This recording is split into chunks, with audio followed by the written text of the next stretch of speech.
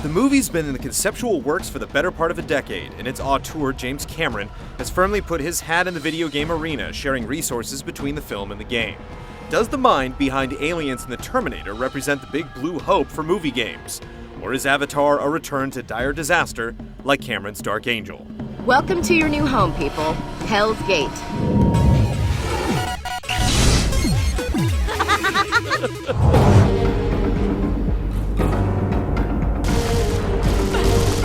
Welcome to Pandora, a tropical paradise of a planet, if you don't count the vicious flora and fauna, the unbreathable atmosphere, and the 10-foot-tall blue natives called Na'vi, who aren't all that happy about the strip mining operations the Human Resources Development Alliance has going on.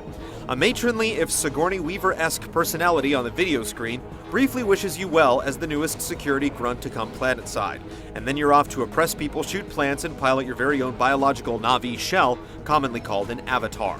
The minutiae of the planet and the RDA's burgeoning tech can be scanned and referenced in a handy Pandopedia, helping flesh out the world. A not-so-subtle twist comes an hour in where a binary choice must be made. Stick out your tour of duty with the RDA and engage in a few war atrocities, or go native and try a more permanent stint as a Na'vi, if they'll have you. The result is 2 campaigns to run through, with a handy save spot given at decision time. Ecology and genocide are big issues, and they're dealt with in the broadest of strokes. The themes quickly evaporate once the firefights start up.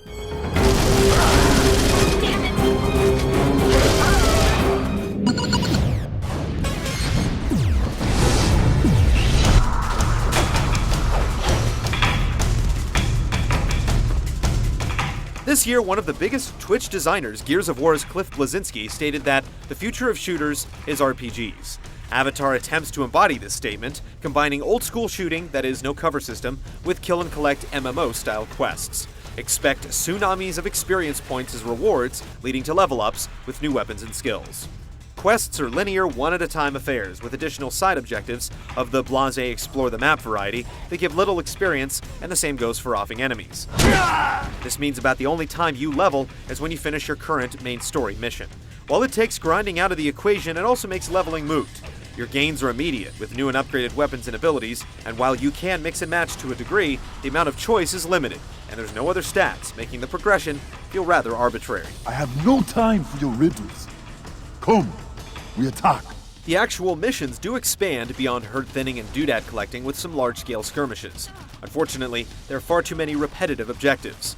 If the shooting and XP explosions are too much, there's also a very user-unfriendly game of Planetary Risk you can play for some small bonuses, but it doesn't quite fit in with the rest of the experience.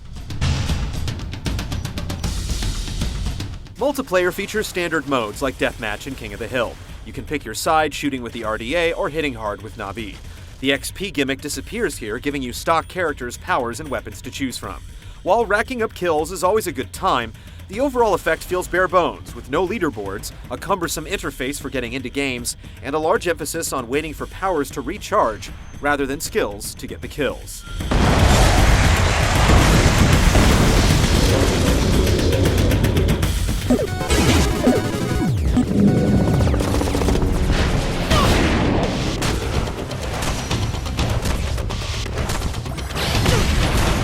There are a few fundamental differences between the RDA and Na'vi campaigns. The RDA has more guns, a flamethrower, explosives, and vehicles. The Na'vi get big thwacking sticks and sniper-like bows, as well as some guns and organic locomotion.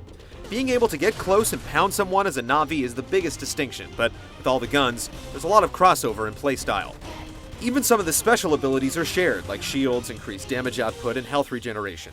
Other more species-specific skills, like summoning an animal companion, are reserved for one side, and have longer cooldowns to boot. While waiting for shields to recharge is in time with, say, a Halo game, raining down killer bats can only be done every few minutes, with poor audio and visual cues to let you know when they're primed. Considering the fast-paced firefights, they're likely to fall to disuse in favor of the more reliable and faster-charging vanilla powers. Combat falls on the chaotic side, with lots of circling and readjusting aims since most enemies can take quite a few machine gun slugs or arrows. The reticle offers no lock-on or aim assistance, which often makes the Na'vi's swords and clubs more appealing. Even as you unlock new armor, a few well-placed bullet barrages can sap your health, burn away shields while they're activating, and drain the healing surge you've just applied. Using skills doesn't grant any clemency from bullets or snapping jaws during their canned animation routines either. With no active cover system, it's up to you to stalk through the greens safely. Just be careful not to fall, as even minor tumbles will tax your health. Avatar is ultimately aggravating. The conceit of leveling goes against the heavy reflex playstyle, as do the additional MMO tropes like ability cooldowns.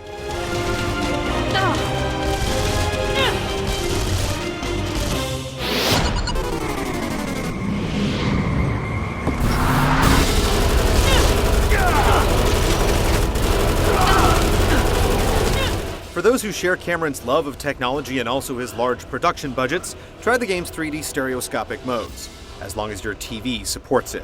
For the rest of us, there's still a world with lush jungles and floaty rocks to explore.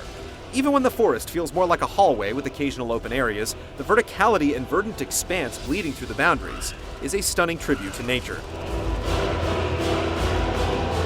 The sound pollution offered up by gunfire cuts the contrast along with RDA's vehicles and structures. While the voice acting from the gruff paramilitary and labored English from the Na'vi serve their stereotypes, the way you get caught up in its atmosphere is one of Avatar's saving graces.